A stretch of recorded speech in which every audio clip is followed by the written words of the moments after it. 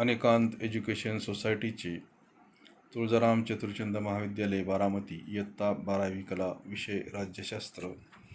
मी प्राध्यापक पठाण FA. विद्यार्थी मित्रांनो, आपण प्रकरण 4 समकालीन भारत, शांतता, स्थैर्य आणि राष्ट्रीय एकात्मतेसमोरील आव्हाने पाहत आहोत. आणि या प्रकरणाचा अभ्यास करत असताना आधीच्या तासाला आपण या प्रकरणातील काही भाग अभ्यासलेला आहे. आपण राष्ट्रीय एकात्मतेशी संबंधित समान मूल्ये आपण 7 मुद्द्यांच्या माध्यमातून पाहिलेली आहे, त्याचा अभ्यास केलेला आहे. आजच्या तासाला आपण राष्ट्रीय एकात्मता साधण्याच्या प्रक्रियेमध्ये राज्याची असणारी भूमिका नेमकी काय आहे, किंवा राष्ट्रीय एकात्मता साध्य करत असताना म्हणजेच राष्ट्रामध्ये एकता निर्माण करत असताना राज्याची नेमकी भूमिका काय आहे, किंवा राज्याला नेमकी कोणती कामे करावी लागतात, किंवा राज्याची नेमकी जबाबदारी काय आहे, याचा आपण काही मुद्द्यांच्या माध्यमातून अभ्यास करणार आहोत. वास्तविक पाहता जी काही राज्याची कामे असतात, ही राज्याची कामे प्रत्यक्षामध्ये शासन संस्था किंवा सरकारच्या माध्यमातूनच केली जातात.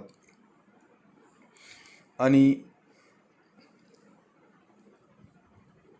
राज्याचा जर आपण विचार केला, किंवा राष्ट्रीय एकात्मता साधण्याच्या संदर्भामध्ये जर आपण विचार केला, तर खरोखर राज्याची असणारी भूमिका ही निर्णायकच आहे असं आपल्याला म्हणता येणार आहे. तर साधारणपणे राज्याची जी काही कामे असतात, ही राज्याची कामे प्रामुख्याने शासन संस्था किंवा सरकार किंवा गव्हर्नमेंटच्या माध्यमातूनच पार पाडली जातात. राज्य किंवा प्रत्यक्षामध्ये राज्य काम करणार नाही, तर राज्यामध्ये जे काही शासन असेल, या शासनाच्या माध्यमातूनच ही कामे पार पाडली जाणार आहेत. आणि ही कामे पार पाडत असताना राज्याची भूमिका आपल्याला 4 मुद्द्यांच्या माध्यमातून स्पष्ट करता येणार आहे. आणि त्यातला पहिला मुद्दा आपल्याला सांगता येईल राष्ट्रीय ओळख निर्माण करणे असेल. दुसरा मुद्दा आपल्याला सांगता येईल राष्ट्रीय सत्ता प्रस्थापित करणे.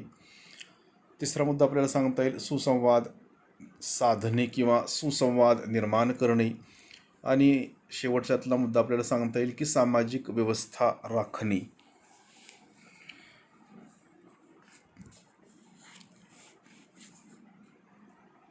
तर राष्ट्रीय ओळख निर्माण करत असताना राज्यातील सर्व समुदायांना विश्वासात घेऊन किंवा विश्वासात घेणे महत्त्वाचे आहे. आणि त्याच्या माध्यमातूनच आपल्याला एक राष्ट्रीय ओळख ही निर्माण करता येणार आहे. कारण आपण आधीच्या तासाला पाहिलं होतं की राष्ट्रीय एकात्मता निर्माण करत असताना ती लोकांच्या हृदयामध्ये मनामध्ये निर्माण होणं महत्त्वाचं आहे. आणि त्या अनुषंगानं राज्याचं हे काम किंवा भूमिका अतिशय महत्त्वाची आहे. दुसरा मुद्दा आपल्याला सांगता येईल राष्ट्रीय सत्ता प्रस्थापित करणे.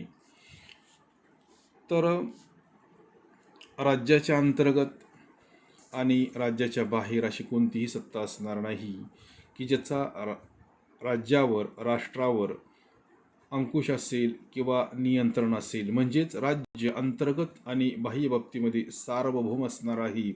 आणि याच्या माध्यमातूनच आपल्याला राष्ट्रीय सत्ता प्रस्थापित करता येणार आहे. म्हणजेच अंतर्गत असणारे निर्णय राज्य दबावाशिवाय घेणार आहे. आणि परराष्ट्र धोरण ठरवत असताना सुद्धा परकीय देशाचा राष्ट्रावर कोणत्याही प्रकारचा दबाव असणार नाही. हे अशा पद्धतीने आपल्याला हा मुद्दा विशद करता येणार आहे. म्हणजेच राष्ट्रीय सत्ता प्रस्थापित करणे हे राज्याचं महत्त्वाचं काम आहे असं आपल्याला सांगता येणार आहे. त्याच पद्धतीने सुसंवाद साधणे हे सुद्धा राज्याचं महत्त्वाचं काम आहे. सुसंवाद साधत असताना किंवा राष्ट्र उभारणीच्या कार्यामध्ये सहभाग घेत असताना किंवा ज्या मूल्यांसाठी राष्ट्र तयार झाली त्याला प्रोत्साहन देणे महत्त्वाचे आहे असं आपल्याला सांगता येणार आहे. सुसंवाद साधत असताना समाजातील सर्वच लोक एकाच विचारधारेचे असतील असं आपल्याला सांगता येणार नाही. समाजामध्ये वेगवेगळे विचार किंवा वेगवेगळ्या विचारधारा असणारे लोक किंवा व्यक्तिसमूह असणार आहेत आणि या सर्वांमध्ये एक सुसंवाद साधण्याचं काम राज्याला करावं लागणार आहे आणि याच्याच माध्यमातून समाजामध्ये राज्यामध्ये आपल्याला शांतता आणि सुव्यवस्था ही निर्माण करता येणार आहे. कारण समाजामध्ये ज्या पद्धतीने विधायक काम करणाऱ्या व्यक्ती असतात त्या पद्धतीने विघातक कार्य करणाऱ्या सुद्धा व्यक्ती असतात आणि म्हणूनच अशा ज्या काही प्रवृत्ती आहे या प्रवृत्तींना विरोध करणे म्हणजेच ज्याच्या माध्यमातून समाजातील वातावरण बिघडणार असेल अशा प्रवृत्तींना विरोध करणे हे राज्याचं महत्त्वाचं काम आहे की त्याच्यामुळं राज्यामध्ये अशांतता अराजकता निर्माण होण्याचा धोका असतो आणि म्हणूनच सर्वच समुदायांमध्ये सर्वच व्यक्तींमध्ये चांगल्या पद्धतीने सुसंवाद साधणे महत्त्वाचे आहे. त्याच पद्धतीने आपल्याला असं सुद्धा सांगता येणार आहे शेवटच्या मुद्द्यामध्ये सामाजिक व्यवस्था निर्माण करणे. आपण आधी पाहिलं होतं की मानव हा समाजशील प्राणी आहे. मानव हा समाजप्रिय प्राणी आहे. एकत्र येणे एकत्र राहणे समाज करणे किंवा समूह करणे ही मानवाची नैसर्गिक प्रवृत्ती आहे. ही मानवाची नैसर्गिक प्रवृत्ती आहे आणि म्हणूनच सामाजिक व्यवस्था राखणे हे राज्याचं महत्त्वाचं काम आहे की ज्याच्या माध्यमातून राज्यामध्ये असमतोल निर्माण होणार नाही याची दक्षता घेणं महत्त्वाचं आहे. आणि म्हणूनच असं सुद्धा आपल्याला सांगता येणार आहे की सामाजिक राजकीय स्थैर्य देणे असेल किंवा आर्थिक प्रगतीस प्रोत्साहन देणे किंवा नागरिकांच्या अंतर्गत आणि परकीय आक्रमणापासून सुद्धा त्या ठिकाणी संरक्षण करणे आपल्याला या ठिकाणी महत्त्वाचे वाटते. आणि हेच मुद्दे स्पष्ट करत असताना आणखी आपल्याला याच्यामध्ये काही गोष्टीचा समावेश या ठिकाणी करता येणार आहे.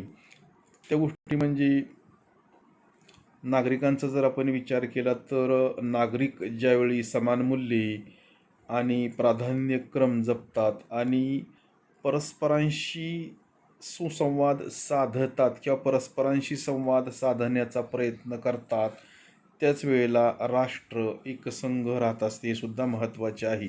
म्हणजेच नागरिकांचा किंवा जनतेचा किंवा लोकांचा विचार करत असताना ज्यावेळी नागरिक समान मूल्य असतील, जसं आपण पाहिलं की राष्ट्रीय एकात्मतेशी संबंधित काही समान मूल्ये आपण आधीच्या तासाला पाहिलेली होती. ज्या पद्धतीने बघा पुन्हा एकदा सांगतो, समान नागरिकत्व असेल, विविधतेमध्ये एकता असेल, आपल्या देशाविषयी राष्ट्राविषयी राज्याविषयी निष्ठा असेल किंवा भिन्न समुदायांबाबत बंधुत्वाची भावना असेल, धर्मनिरपेक्षता असेल किंवा सामाजिक आर्थिक आणि राजकीय न्यायासारखी मूल्ये असतील किंवा समानतेसारखी मूल्ये असतील, अशी जी काही मूल्ये आहेत अशी मूल्ये ज्यावेळी नागरिक त्यांना प्राधान्य देतात किंवा महत्त्वाची मानतात आणि परस्परांशी सुसंवाद साधतात त्यावेळेला राष्ट्र एकसंघ राहण्यासाठी मदत होत असते. त्याच पद्धतीने बघा आपल्याला राज्यामध्ये देशामध्ये कायदा व सुव्यवस्था ही जर निर्माण करायची असेल, कारण नागरिकांमध्ये जी काही एकी असते, नागरिकांमध्ये जी काही एकात्मता असते आणि या नागरिकांमधील एकी आणि त्यांची कायदा असेल व सुव्यवस्थेसंबंधी जी काही निष्ठा आहे हीच निष्ठा काय करणार आहे, देशाला बळकट करण्याचं काम करणार आहे. वास्तविक पाहता आपल्याला माहिती आहे की कायदा म्हणजे काय, तर सार्वभौम सत्तेची आज्ञा म्हणजे कायदा होय किंवा वरिष्ठाने कनिष्ठाला दिलेला हुकूम म्हणजे कायदा होय. तर समाजामध्ये ज्यावेळेला चांगल्या पद्धतीचे कायदे निर्माण होतात आणि विशेष म्हणजे नागरिकांना विचारात घेऊन ज्यावेळेला कायद्याची निर्मिती होते त्यावेळेला त्या कायद्यांची अंमलबजावणी करत असताना शासनाला कोणत्याही प्रकारचा त्रास हा होत नाही. कारण ते जे काही कायदे आहेत हे कायदे नागरिकांकडून त्या ठिकाणी पाळले जातात, ते मोडण्याचा त्यांच्याकडून प्रयत्न केला जात नाही. आणि या असे जे काही कायदे असतात या कायद्यांच्या माध्यमातूनच समाजामध्ये आपल्याला शांतता आणि सुव्यवस्था ही प्रस्थापित करता येते. आणि अशा कायद्यांच्या माध्यमातूनच आपल्याला काय करता येणार आहे, राष्ट्र हे बळकट करता येणार आहे. आणि याच्या माध्यमातूनच नागरिकांमध्ये काय होणार आहे, एकी किंवा एकात्मतेची भावना ही निर्माण होण्यासाठी मदत होणार आहे. आणि राष्ट्रीय एकात्मतेचा जर आपण विचार केला तर राष्ट्रीय एकात्मता म्हणजे एकजिन्सीपणा नव्हे. सर्वच ठिकाणी आपल्याला एकसारखेपणा आणणे म्हणजे राष्ट्रीय एकात्मता नाही. म्हणजेच राष्ट्रीय एकात्मता म्हणजे एकजिन्सीपणा नव्हे. कारण आपण समतेचा जर विचार केला तर समता म्हणजे सर्वच ठिकाणी समानता असंही नाही. कारण काही बाबतीमध्ये विषमता, भिन्नता असणार आहे, वेगळंपण असणार आहे. आणि ते आपल्याला मान्यच करावं लागणार आहे. कारण आपण आधीच्या तासाला पाहिले की वास्तविक पाहता निसर्ग हा विषमतेने भरलेला आहे. आणि काही बाबतीमध्ये विषमता ही असणारच आहे. आणि ती आपल्याला मान्य करूनच पुढे जावं लागणार आहे. तशाच पद्धतीने राष्ट्रीय एकात्मतेचा विचार करत असताना राष्ट्रीय एकात्मता म्हणजे एकजिन्सीपणा नव्हे असं सुद्धा आपल्याला या ठिकाणी म्हणता येणार आहे. आणि राष्ट्रीय एकात्मतेचा जर आपण विचार केला, जसं की आपण पाहिलं की राष्ट्रामध्ये, राज्यामध्ये वेगवेगळे हितसंबंध असणारे वेगवेगळे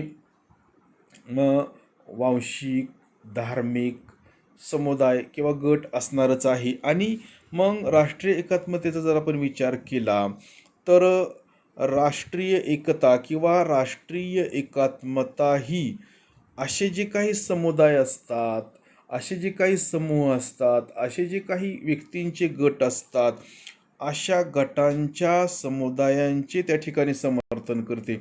म्हणजेच राष्ट्रामध्ये असे धार्मिक असतील, भाषिक असतील, वांशिक असतील, सांस्कृतिक असतील, प्रादेशिक असे वेगवेगळे गट हे असणारच आहे. आणि अशा सर्व गटांचं किंवा समुदायांचं नेतृत्व हे राष्ट्रीय एकात्मतेच्या माध्यमातून त्या ठिकाणी केलं जाणार आहे किंवा समर्थन त्या ठिकाणी करते. म्हणजेच राष्ट्रीय एकता किंवा राष्ट्रीय एकात्मता समुदायाचे त्या ठिकाणी समर्थन करते. आणि त्यांच्यामध्ये जी काही विविधता आहे या विविधतेचा ती सन्मान करते. मग त्यातील जी काही परस्परांची जी काही मूल्य असतील, म्हणजे जे काही चांगले विचार असतील, मग वेगवेगळ्या संस्कृत्या असतील, यांचा त्या ठिकाणी काय करणार आहे, त्या विचार करणार आहे, त्यांचं त्या ठिकाणी महत्त्व अबाधित राखणार आहे. किंवा अशा ज्या काही वेगवेगळ्या गोष्टी आहे या वेगवेगळ्या गोष्टींचा राष्ट्रीय एकात्मतेच्या माध्यमातून त्या ठिकाणी सन्मानच केला जाणार आहे किंवा त्यांचा आदरच केला जाणार आहे.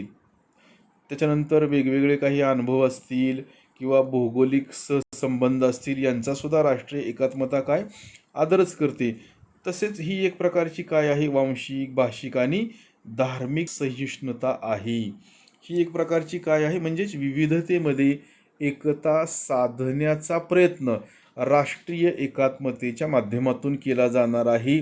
आणि ही विविधता म्हणजे वांशिक, भाषिक आणि धार्मिक अशा स्वरूपामध्ये त्या ठिकाणी असू शकते. आणि असं कशासाठी करायचं, सर्वांचा मानसन्मान कशासाठी करावायचा, सर्वांचा आदर कशासाठी करावायचा, तर समाजामध्ये शांतता आणि सुव्यवस्था प्रस्थापित करण्यासाठी अशा गोष्टी करणं महत्त्वाचं आहे.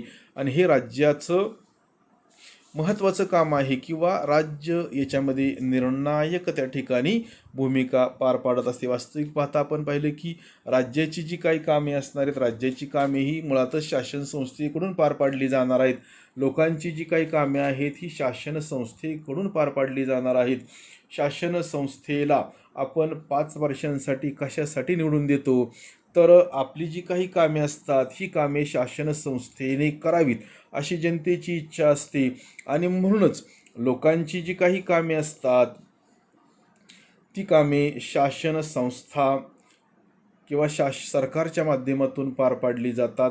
आणि जर शासन संस्थेने म्हणजेच राज्याने जर चांगल्या पद्धतीने लोकांची कामे करण्याचा प्रयत्न केला, न्याय देण्याचा प्रयत्न केला, कायद्यांची निर्मिती करण्याचा प्रयत्न केला, तर जनता पुन्हा त्याच शासन संस्थेची निवड करते, त्याच सरकारला पुन्हा 5 वर्ष काम करण्याची संधी प्राप्त करून देते.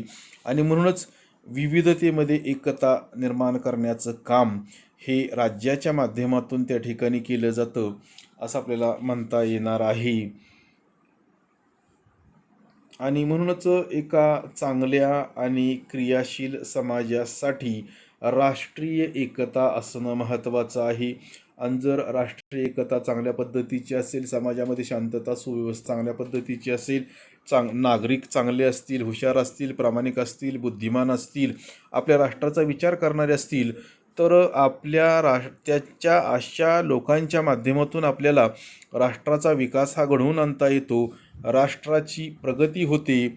आणि त्यातूनच राष्ट्रीय एकता आणि सामाजिक स्थैर्य राष्ट्र उभारणीसाठी त्या ठिकाणी हातभार लावतात असं आपल्याला म्हणता येणार. म्हणजेच आपल्या देशातील, आपल्या राष्ट्रातील वातावरण कसं आहे त्याच्या माध्यमातून आपल्या देशाचा विकास त्या ठिकाणी होण्यासाठी मदत मिळते. आणि अशा पद्धतीने बघा, 4 वेगवेगळी कामे ही राज्याला करावी लागतात किंवा राष्ट्रीय एकात्मता साधण्याच्या प्रक्रियेमध्ये राज्याची असणारी भूमिका ही आपण या मुद्द्यांच्या माध्यमातून पाहिलेली आहे. याच्यामध्ये पहिला मुद्दा आपण पाहिला होता राष्ट्रीय ओळख निर्माण करणे, दुसरा राष्ट्रीय सत्ता प्रस्थापित करणे, तिसरा सुसंवाद साधणे आणि चौथा मुद्दा आहे सामाजिक व्यवस्था राखणे. अशा पद्धतीने हा प्रश्न किंवा याचं उत्तर या ठिकाणी पूर्ण झालेलं आहे. तर विद्यार्थी मित्रांनो, राहिलेला भाग आपण नंतरच्या तासाला पाहणार आहोत.